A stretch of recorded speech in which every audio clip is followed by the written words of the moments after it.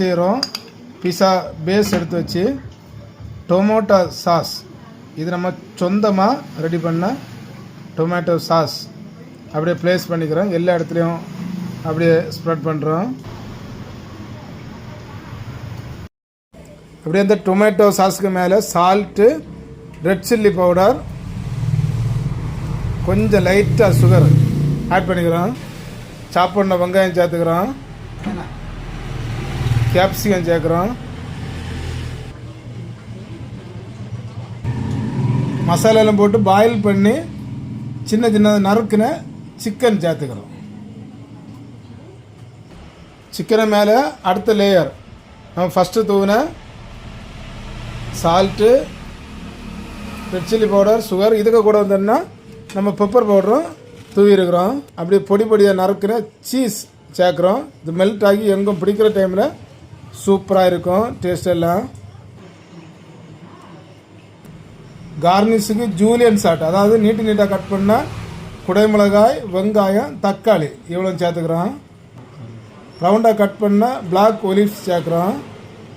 மறுபடியும் நம்ம 2 வாட்டி போட்ட salt, pepper, red chilli powder எல்லாமே சேர்க்குறோம்.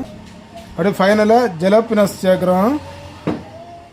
ஊற வச்சது ஓவனில் அப்படியே ப்ளேஸ் பண்ணுறோம். டைம் செட் பண்ணிக்கிறோம். கரெக்டாக 10 நிமிஷம்.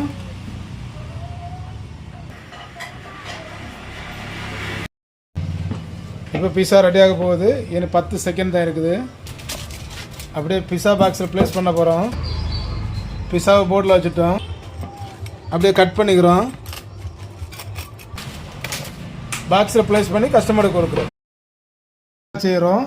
பிஸா பேஸ் எடுத்து வச்சு டொமேட்டோ சாஸ், இது நம்ம சொந்தமாக ரெடி பண்ண டொமேட்டோ சாஸ் அப்படியே ப்ளேஸ் பண்ணிக்கிறோம். எல்லா இடத்துலையும் அப்படியே ஸ்ப்ரெட் பண்ணுறோம். அப்படியே அந்த டொமேட்டோ சாஸுக்கு மேலே சால்ட்டு, ரெட் சில்லி பவுடர்,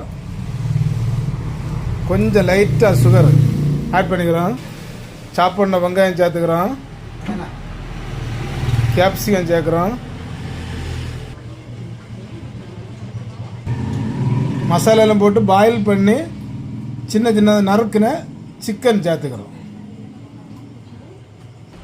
சிக்கனை மேலே அடுத்த லேயர் நம்ம ஃபஸ்ட்டு தூவின salt, red chilli powder, sugar, இதுக்கு கூட வந்தோம்னா நம்ம பெப்பர் பவுடரும் தூவிருக்கிறோம். அப்படியே பொடி பொடியாக நறுக்குன சீஸ் சேர்க்குறோம். இது மெல்ட் ஆகி எங்கும் பிடிக்கிற டைமில் சூப்பராக இருக்கும் டேஸ்ட் எல்லாம்.